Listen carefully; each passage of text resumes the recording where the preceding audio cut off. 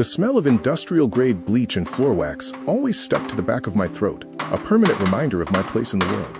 I pushed the heavy mop bucket down the dim corridor of the north side trauma wing, my reflection a gray blur in the polished tiles I'd spent 6 hours scrubbing. Stay with At me. midnight, the hospital was a graveyard of sounds, the distant hum of the HVAC, the squeak of my rubber boots, and the heavy silence of being a ghost in a blue uniform.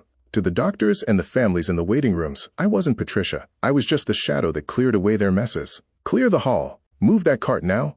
The heavy double doors at the end of the bay burst open, the sound of thundering boots shattering the quiet. A swarm of men in sharp midnight black suits surged inward, surrounding a gurney like a phalanx of wolves. On the mattress lay a man whose skin was the color of ash, his chest soaked in crimson, that clashed violently with the intricate black ink of a dragon tattoo coiling up his neck. "We're out of O-negative," a resident screamed, his voice cracking with panic as he looked at the stony-faced men blocking the exit. "The storm delayed the courier. If we don't get a line in him now, he's gone." I stood frozen against the wall, my hand still gripping the wooden handle of my mop. I looked at the dying man, then at the frantic, sweating doctor. "I'm O-negative," I heard myself say, the words feeling heavy and strange in the air. I didn't wait for them to ask. I dropped the mop, the only tool of my invisible life, and stepped into the light of the trauma bay. It was the only thing of value I truly owned. Rare blood. A universal gift buried inside a woman the world chose never to see. By the time the needle pierced my skin, and the plastic tubing began to turn a deep, pulsing red, I didn't realize I wasn't just saving a stranger. I was signing a contract with a monster. Before we begin, tell me in the comments where you're watching from. I'm responding to everyone. Click subscribe, like this video. Your support helps us bring more thrilling stories, and trust me, you won't want me to miss them. Let's begin. The fluorescent lights in the trauma bay were so bright, they felt like judgment. I'd spent years avoiding those lights, working in corners, in shadows, in the parts of the hospital where no one important ever looked. But now I was center stage, surrounded by men in $1,000 suits who stared at me like I was an equation they couldn't solve. "Sit," one of the doctors said, dragging a rolling stool next to the gurney. His hands were already gloved, already reaching for the IV kit on the metal tray. "We need to move fast." I lowered myself onto the stool, my uniform still damp from mopping, the chemical smell of bleach rising off my skin. The man on the gurney was barely conscious, his eyes rolling back white as his chest heaved in shallow, desperate gasps. Up close, I could see the dragon tattoo more clearly, its scales rendered in perfect detail, its mouth open in a silent roar that seemed to mirror the chaos in the room. "Roll up your sleeve," the doctor said, not looking at me. His focus was entirely on the dying man, on the monitors screaming their warnings, on the pool of blood spreading across the white sheets. I pushed up the coarse fabric of my uniform, exposing the crook of my elbow. My skin looked darker under these lights, the veins barely visible against the brown. The doctor wrapped the tourniquet around my arm with practiced efficiency, tapping twice to bring up the vein. "This is highly irregular," he muttered, more to himself than to me. "We should wait for the blood bank, do proper cross-matching, run the panels." "He doesn't have time for regulations." The voice came from behind me, deep and accented, each word carved from ice. I turned to see a man who seemed to command the very air around him. He was older than the others, his hair silver at the temples, a scar running from his eyebrow to his cheekbone. "Do it, now." The doctor's hand shook as he slid the needle into my vein. I felt the familiar pinch, the cold rush, as my blood began its journey through the transparent tubing. They'd rigged a direct line. No bags, no processing, just my blood flowing straight into the stranger's dying body. I watched the crimson stream, wondering absently if this was legal, if anyone would even care about the protocol when it came to saving a man surrounded by an army of suited guards. "What's your name?" the silver-haired man asked, moving to stand beside me. This close, I could smell expensive cologne mixed with something else, gunpowder maybe, or fear disguised as authority. "Patricia," I said, keeping my eyes on the tubing. "Patricia Williams." "Patricia Williams," he repeated, as if committing it to memory. "You know what you're doing. Saving a life," I said simply. "Same thing I'd do for anyone." He made a sound that might have been a laugh or a scoff. Not everyone would step forward, especially not for a stranger. I wanted to tell him that invisibility teaches you things, that when you're overlooked every day, you start to see the value in being seen for something good, even if it's just once. But I kept quiet, watching my blood disappear into the tubes, into the stranger, into whatever consequences this moment would bring. The monitors began to stabilize. The frantic beeping slowed to a steadier rhythm. The doctor exhaled, wiping sweat from his forehead with the back of his gloved hand. "He's responding," he said, disbelief coloring his voice. "Blood pressure's rising, heart rate's evening out." The men in suits seemed to collectively release a breath they'd been holding. Some touched their chests, others bowed their heads. The silver-haired man never took his eyes off me. "How much can she give?" he asked the doctor. "We should stop at 1 unit, maybe 2 if she's stable. Any more, and we risk." 2 units, the man said. It wasn't a question. I felt the pull in my arm, the steady drain of warmth leaving my body. The room began to tilt slightly, the edges of my vision softening. Someone thrust a juice box into my free hand. Apple, the cheap kind they gave to kids. I pierced the foil with the little straw and drank, the sweetness coating my tongue. "Almost done," the doctor said, checking something on a monitor. "Just a few more minutes." Those minutes stretched like hours. I watched the stranger's color return, watched his chest rise and fall with increasing strength. The dragon on his neck seemed to come alive with each breath, its scales rippling with restored vitality. When they finally pulled the needle from my arm, pressing gauze against the puncture wound, I felt strangely empty. Not just from the blood loss, but from the weight of what I'd done. The doctor wrapped my arm in white tape, gave me another juice box, and told me to sit for 15 minutes. But the silver-haired man had other ideas. He crouched in front of me, his eyes level with mine, and when he spoke, his words carried the gravity of a vow. "You gave him life when no one else could," he said. "That debt will be remembered." I should have felt afraid. Instead, I just felt tired. 3 days later, I came home to find my landlord waiting in the hallway outside my apartment.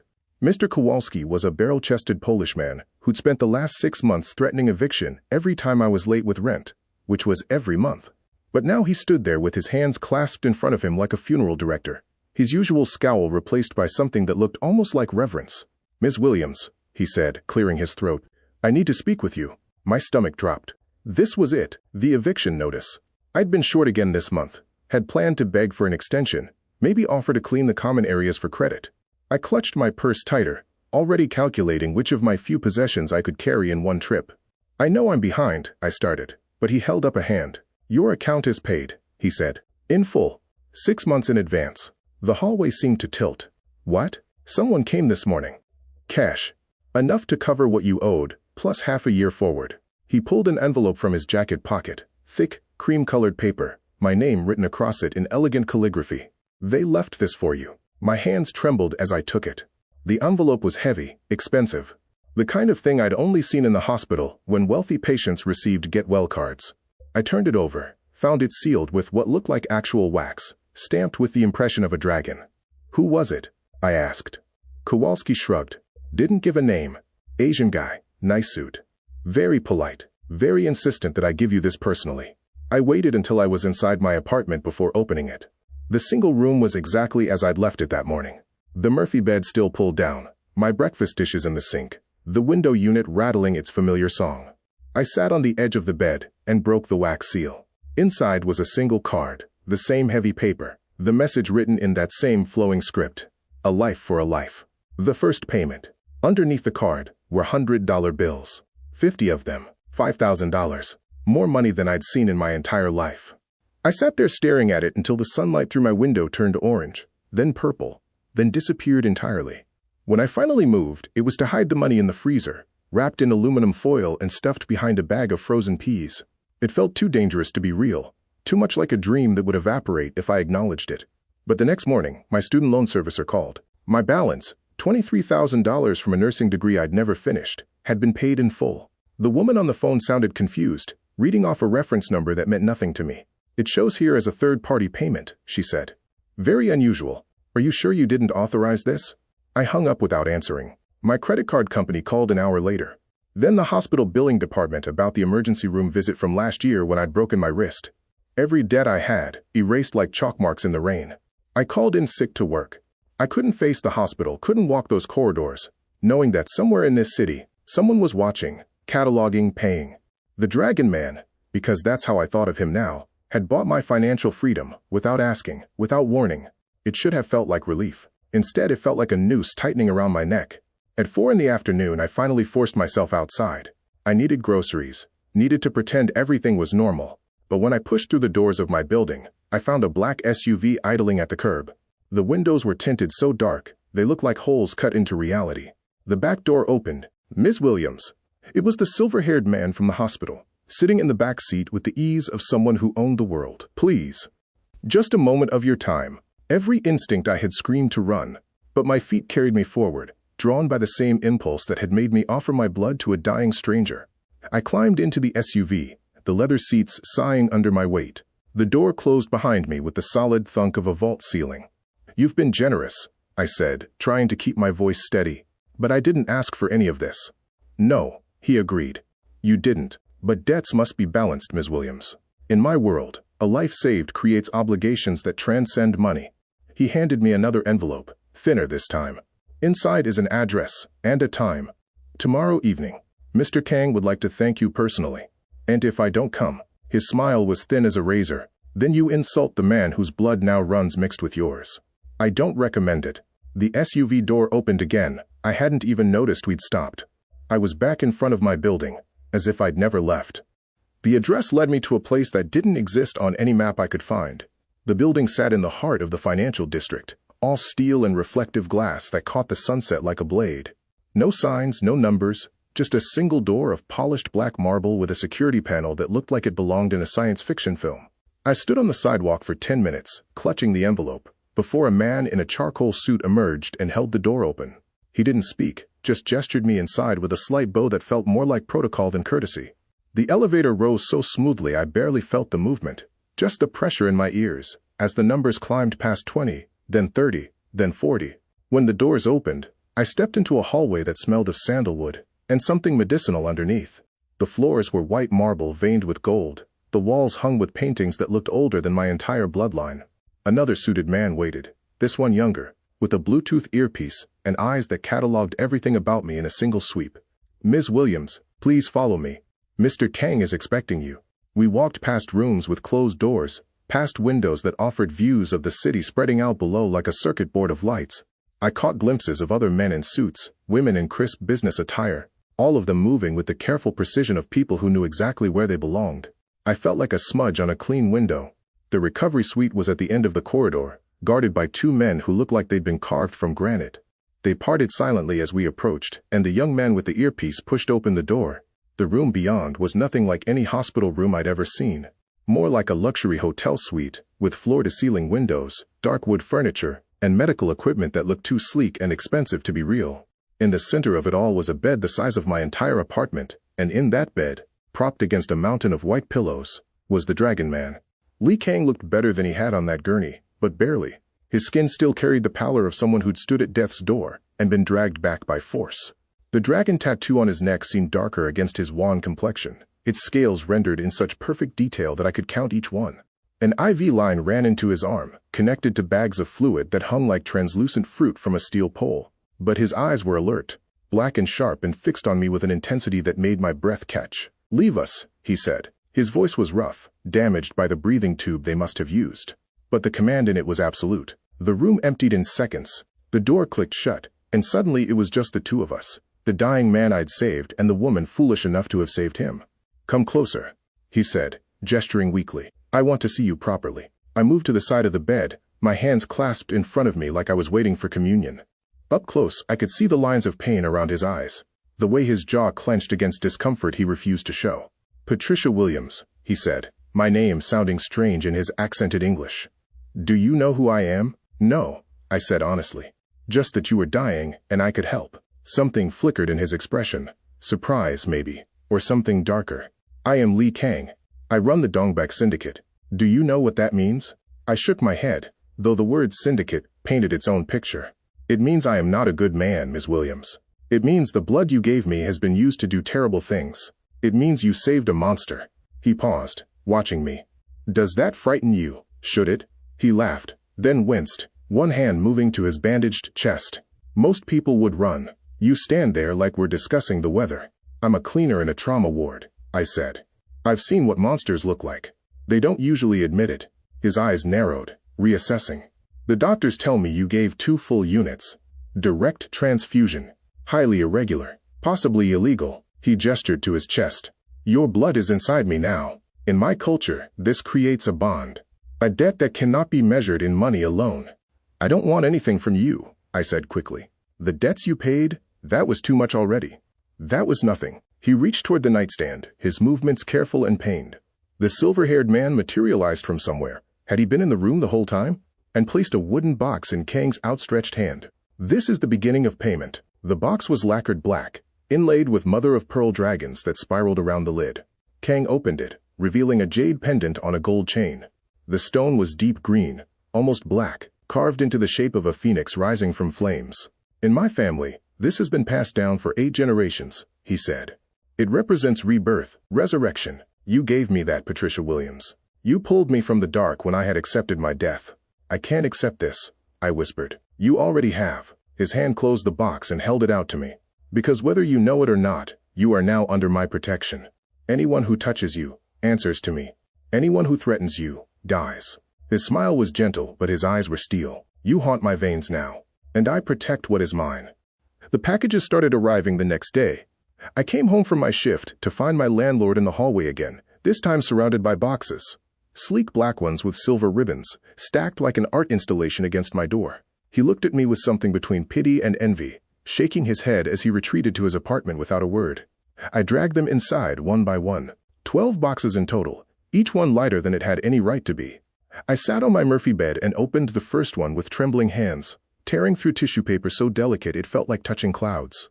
Inside was a dress. Not the kind of dress I'd ever worn. Not the polyester clearance rack specials or the thrift store finds with broken zippers I'd learned to safety pin closed. This was silk, midnight blue, with a cut so elegant it looked like it had been designed by someone who understood that fabric could be architecture. The label inside was in French, the kind of brand I'd only heard mentioned in the hospital when wealthy patients discussed their dinner plans. The other boxes held more of the same: dresses, blouses, slacks and fabrics that whispered against my skin. Shoes and soft leather that fit perfectly. How did they know my size? Undergarments so fine they felt like wearing nothing at all. A wool coat in charcoal gray that draped like water. Everything in blacks and blues and deep greens. Everything cut to fit a body that looked exactly like mine. At the bottom of the last box was a note on that same heavy cardstock. "A woman who saves lives should not dress like a ghost. Wear these with pride. LK. I should have burned them. I should have packed them all up and dropped them at a donation center. Instead, I hung them in my tiny closet, where they transformed the space, making my old uniforms look even more threadbare by comparison. I told myself I wouldn't wear them. I told myself this was too much, too invasive, too controlling. But the next morning my hands reached for the blue silk dress instead of my uniform. It fit like it had been made for me, because it probably had been. The fabric moved with my body, made me stand straighter, walk differently. When I caught my reflection in the building's lobby mirror, I barely recognized myself. I looked like someone who belonged in the world, not someone who cleaned up after it.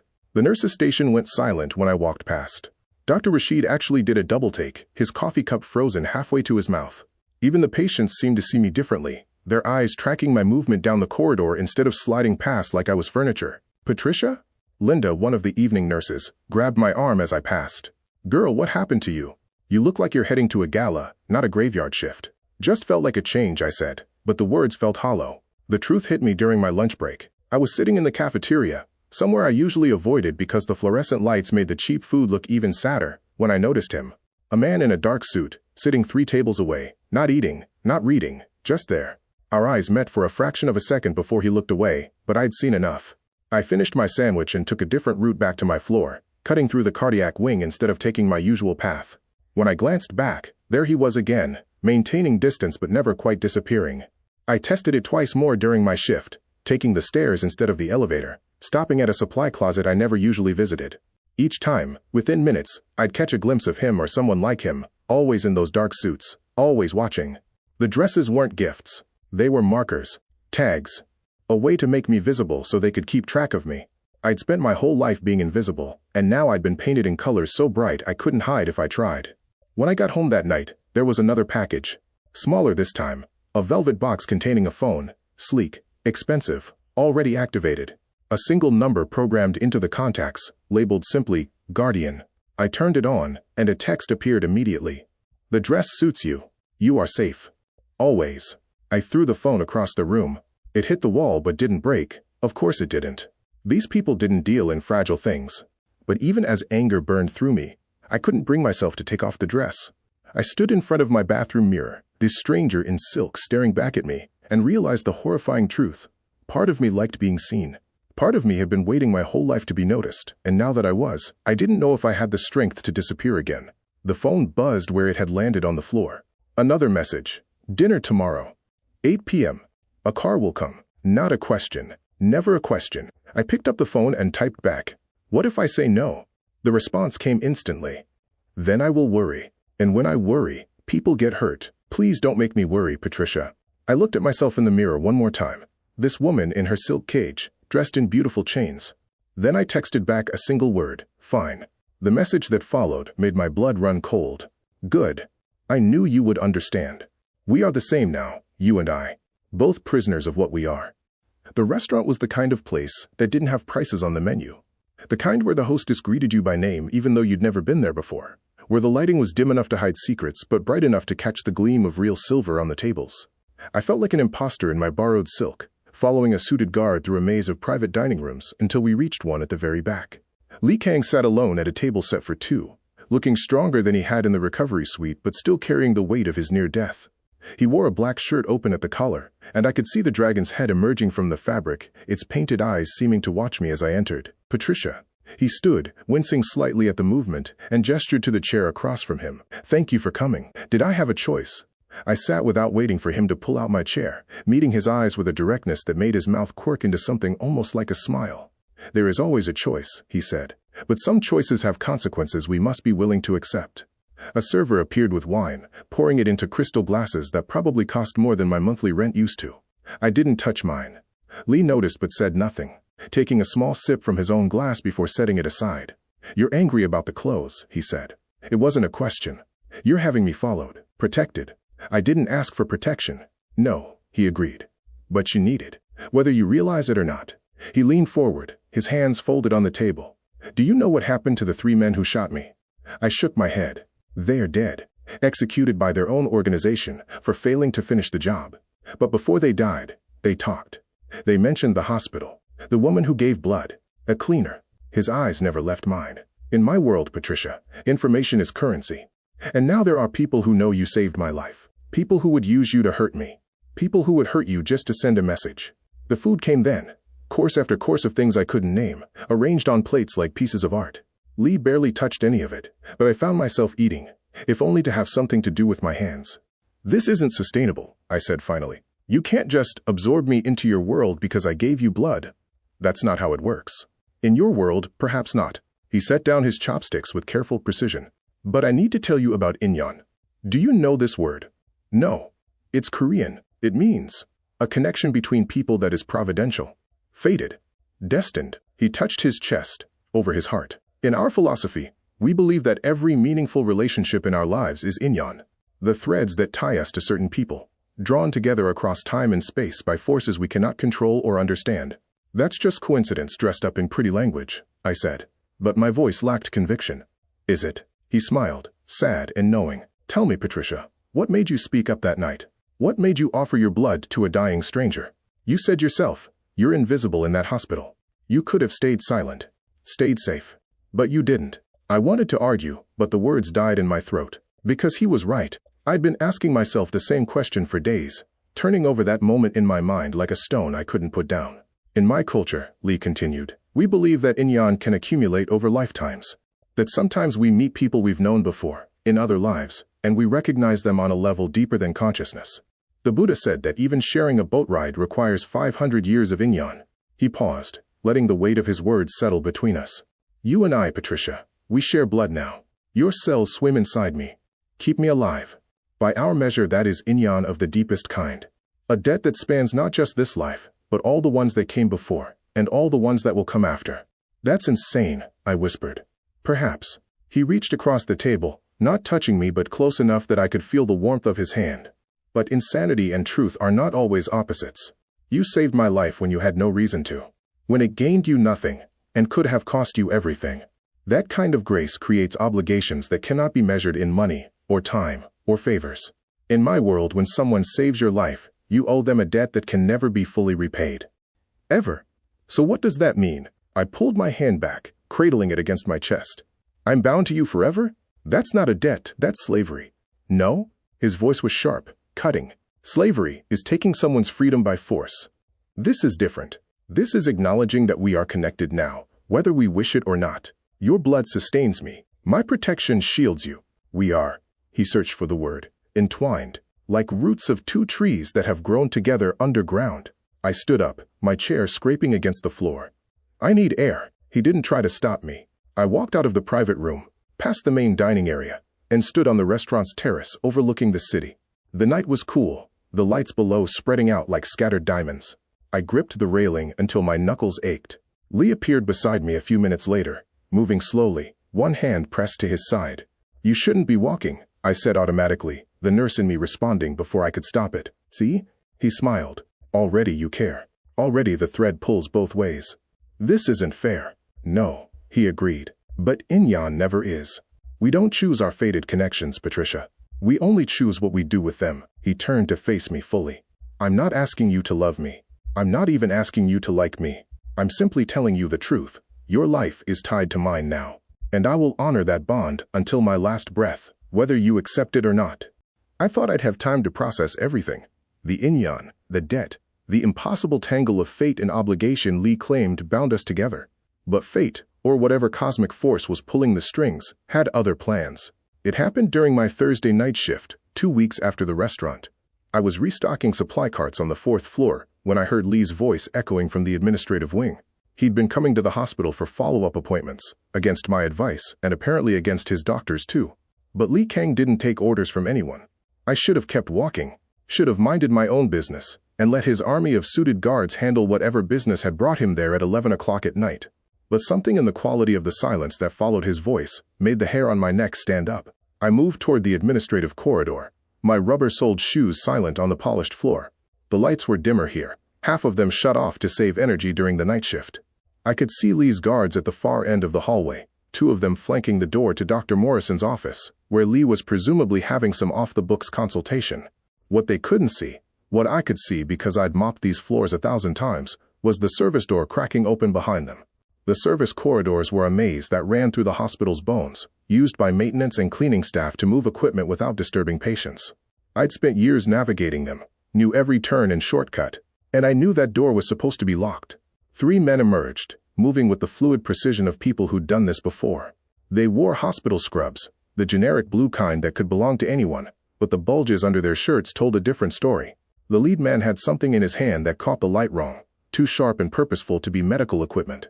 I didn't think, didn't plan. I just grabbed the nearest fire alarm and pulled. The sound was deafening, a shrieking wail that shattered the hospital's midnight quiet. Doors burst open. Nurses rushed into hallways, and Lee's guards spun around, just as the 3 men in scrubs reached for their weapons. What happened next was chaos compressed into seconds. Gunshots, muffled but unmistakable, cracked through the alarm's wail. Lee's guards went down, one after another, their bodies hitting the floor with sounds that would haunt me later. The door to Dr. Morrison's office flew open, and Lee emerged, his face a mask of cold fury. The silver-haired man, I'd learned his name was Han, right behind him. More shots. Han shoved Lee back into the office. One of the attackers went down, then another. But the third was moving toward the office door, and I could see it in his eyes. He wouldn't stop. Couldn't stop. This was a suicide mission. I was already running, not away, but toward the service door they'd come through, my hand slamming against the access panel with the security code I'd memorized years ago.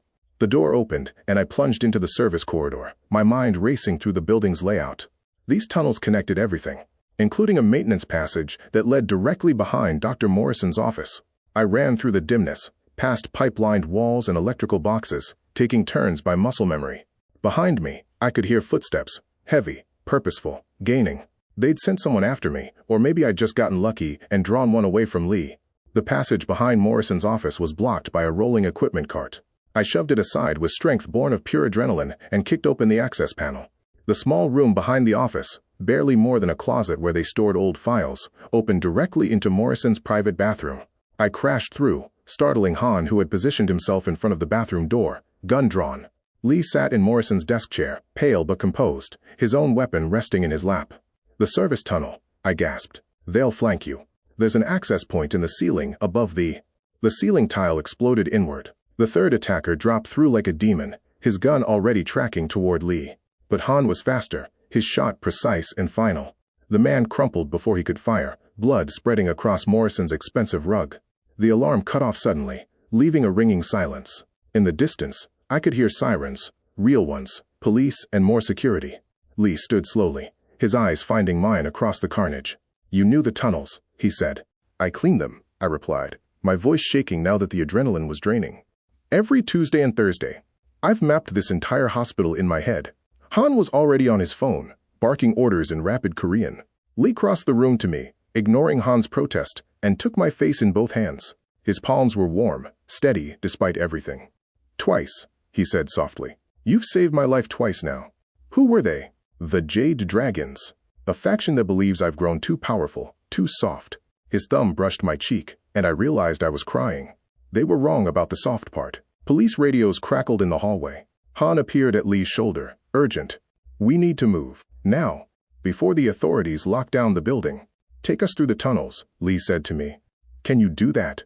I should have said no. Should have let him face the police, the questions, the consequences. But his hands were still on my face, and I could feel his pulse racing beneath the skin of his wrists. My blood, my donation, keeping that heart beating. Follow me, I said, and led them into the darkness I knew better than anyone. The safe house was a penthouse apartment in a building I'd walked past 100 times, without ever imagining what existed behind its limestone facade. Floor-to-ceiling windows overlooked the river, the water black and glittering under the city lights. I sat on a leather couch that probably cost more than I'd earned in my entire life, wrapped in a blanket someone had draped over my shoulders, watching the dawn break over the skyline. Lee emerged from one of the back rooms, freshly showered, wearing black slacks and a white shirt he hadn't bothered to button completely. The bandages on his chest were visible, stark white against his skin, and I could see the dragon tattoo curling around his collarbone. He'd been on the phone for the past hour, his voice a low murmur of Korean that rose and fell like a tide. The hospital is handling it as a gang-related incident, he said, pouring himself coffee from a silver carafe. No mention of you. The security footage from the service corridors has been edited. Edited, I repeated flatly. You mean erased. I mean protected. He sat in the chair across from me, wincing slightly. The police will investigate 3 dead intruders and 2 wounded security personnel.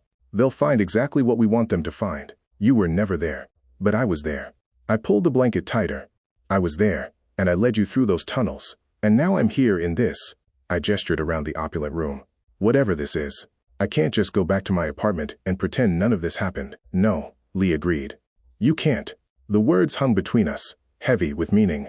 Outside, the city was waking up, traffic beginning to flow. Lights winking on in office buildings, the morning shift of nurses arriving at the hospital where I should have been clocking out.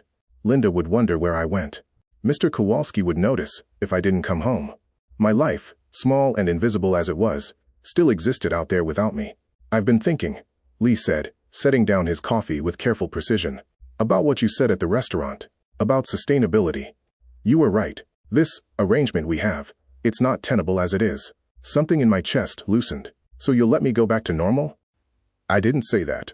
He leaned forward, his eyes finding mine with that intensity that made me feel like he could see straight through to my bones. I said the current arrangement isn't tenable. I'm offering you a different one. Lee, let me finish. He held up a hand. You saved my life twice now, Patricia. Twice you've seen me at my most vulnerable. You've led me through darkness, literally and metaphorically. You know things about me, about my world, that make you either an asset or a liability. There is no middle ground anymore. The words felt like a prison door closing. So this is a threat. This is reality. He stood and walked to the window, his reflection ghostly in the glass. But it's also an opportunity. You're brilliant, Patricia.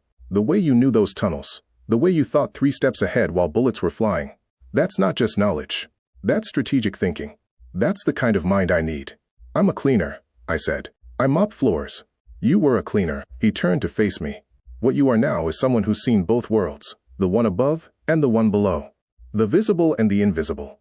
You understand how systems work, because you've been inside them, ignored by them, exploited by them.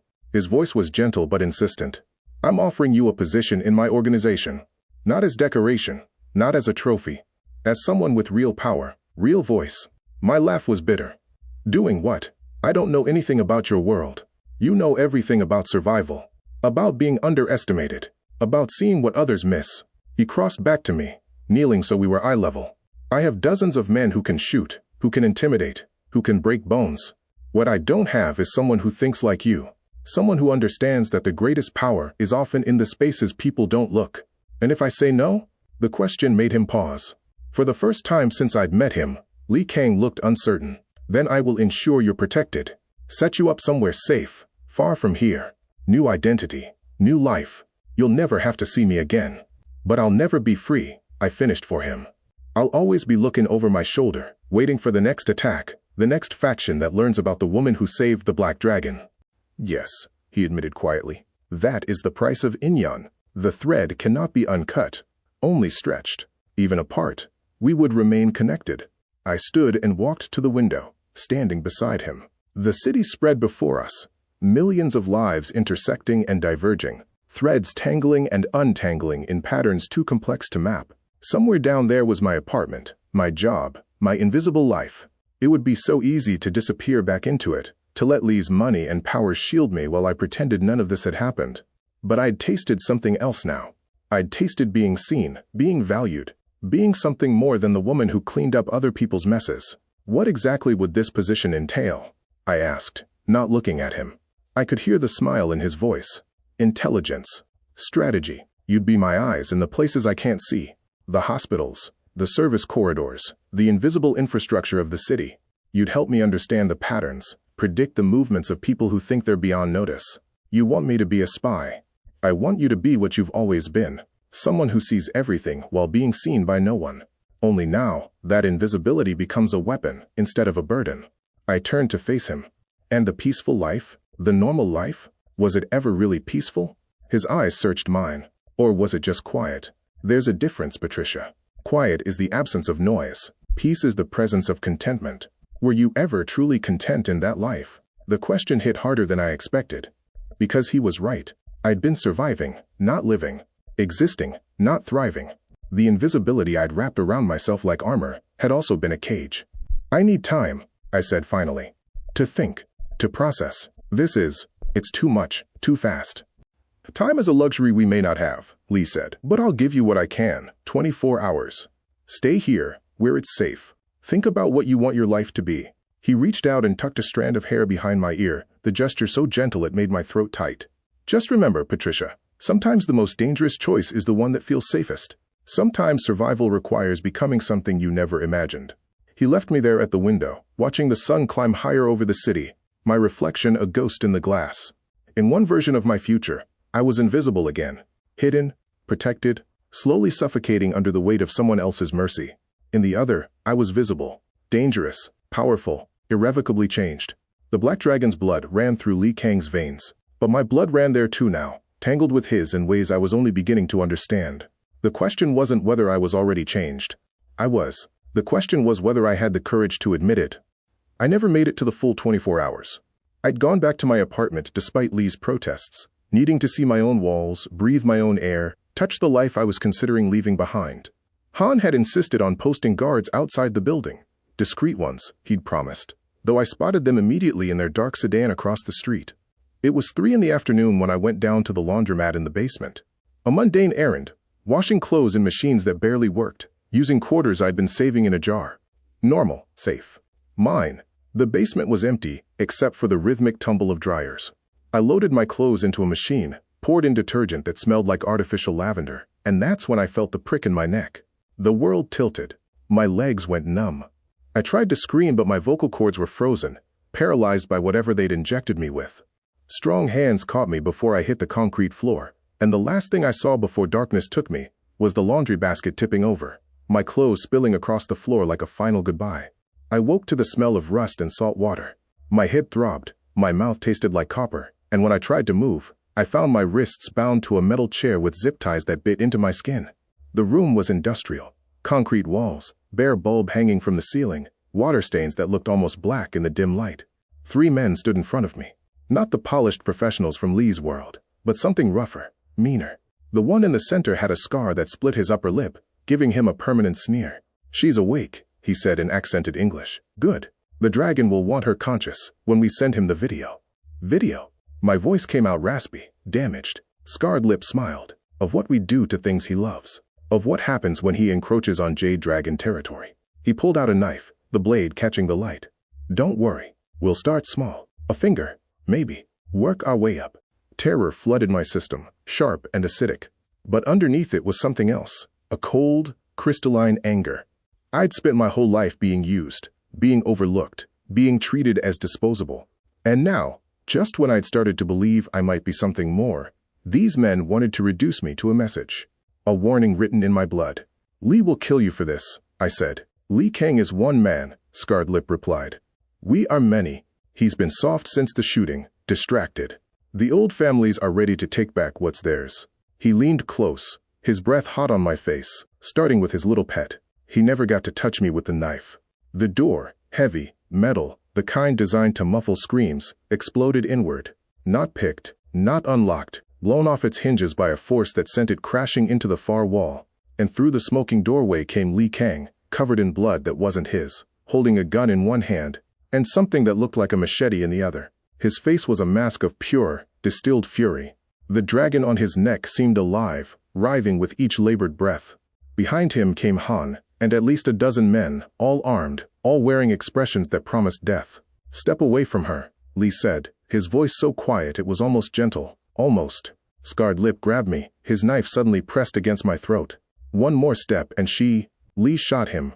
Not in the head, not in the chest, in the kneecap. The man went down screaming, the knife clattering away. Before the other two could react, Han's men were on them, efficient and brutal. Lee crossed the room to me, holstering his gun. His hands were shaking as he cut the zip ties, his touch impossibly gentle, despite the violence radiating from him like heat. Did they hurt you? His eyes searched my face, my arms, cataloging every bruise. No. You came before. Good. He pulled me up, steadying me when my legs threatened to give out. Don't look. But I did look. I turned my head and saw what was happening to the three men who'd taken me. Saw the methodical, terrible precision of Lee's revenge. This wasn't the shooting from the hospital, quick, necessary, defensive. This was something else entirely. This was a message being written in screams and broken bones. Scarred Lip was still alive, barely, when Lee walked over to him. He crouched down, speaking in Korean, each word punctuated by a sound I'll never forget. When he stood again, his hands were red to the wrists. Take her to the car, Lee said to Han, not looking at me. I'll finish here. Lee, I started, but Han was already guiding me toward the door, his grip firm but not unkind. Don't watch this part, Ms. Williams, he said quietly.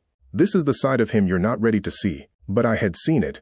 I'd seen the Black Dragon in his truest form, not the smooth businessman in expensive suits, not the philosophical man speaking of Inyan and fate. This was the monster I'd saved, the killer, whose veins carried my blood. The car was a Mercedes. Leather seats, soft as butter. Han pressed a bottle of water into my hands and wrapped a blanket around my shoulders. Through the tinted windows, I watched the warehouse. Waited. The screaming had stopped. When Lee finally emerged 15 minutes later, he'd cleaned most of the blood off his hands, but I could still see it under his fingernails, in the creases of his knuckles. He slid into the back seat beside me, and the scent of copper filled the small space. I'm sorry you had to see that, he said, staring straight ahead. Are they dead? Yes. All of them. Everyone in that building. Everyone who knew you were taken. Everyone who might talk. He turned to look at me then, and his eyes were empty. Hollowed out. I told you once that you haunt my veins. That I protect what is mine. Did you think those were just pretty words? I should have been horrified. Should have recoiled from the blood, the violence, the casual way he'd ordered executions. But instead, I felt something settle into place inside me. A truth I'd been avoiding since the night I'd first offered my blood. No, I said quietly. I knew what you were. I just hadn't seen it yet. And now that you have.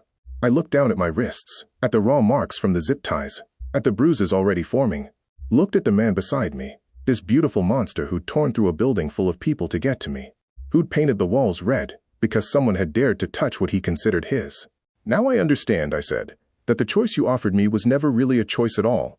I became yours the moment my blood entered your body. The Inyan you spoke of, it's not just a bond. It's a claim. Yes. No apology, no softening, just brutal honesty. And if I try to leave? If I run? His smile was terrible and sad. Then I will find you, and I will bring you back, and I will kill anyone who tries to keep you from me. He reached out, his bloody hand cupping my face. I am not a good man, Patricia. I told you that from the beginning. But I am yours, as you are mine. That is the debt, that is the bond. And blood debts, in my world, are paid only in blood. The car pulled away from the warehouse. Behind us, I knew, his men were cleaning up the evidence, erasing the violence as efficiently as they'd erased the hospital footage, making it all disappear as if those men had never existed.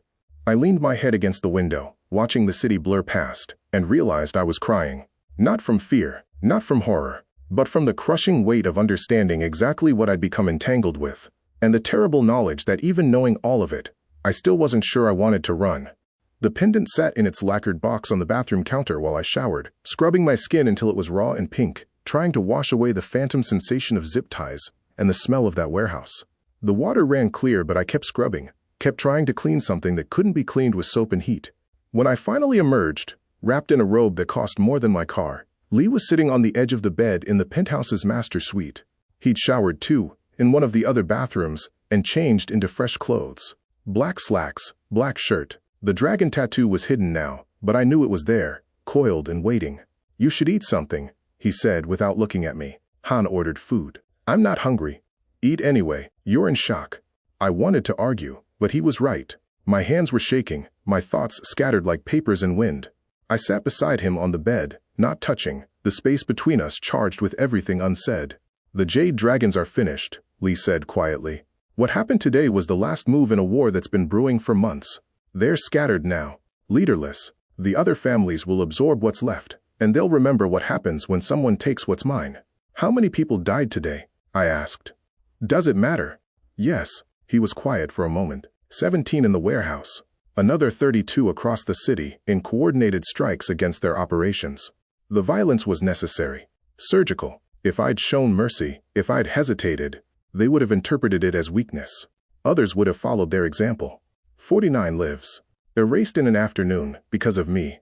Because I'd given blood to a dying stranger and become something precious to a monster. "I can see you counting the cost," Lee said, finally turning to look at me.